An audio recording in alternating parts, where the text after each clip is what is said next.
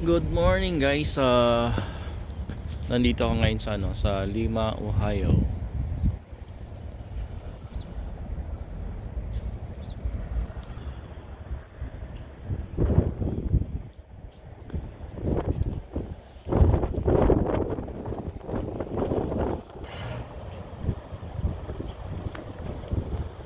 Ito medyo malamig na dito, +3.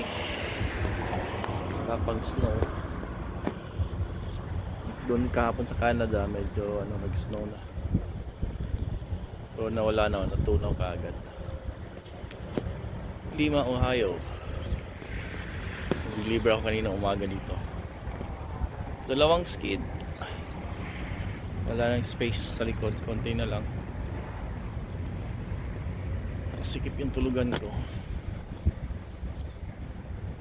Yun lang. Mura yung gas dito, $2.75 per gallon. Sana tuloy-tuloy na yan ng ganyan ang presyo. Today pala is November 30, 2023. Naghihintay ako ng load.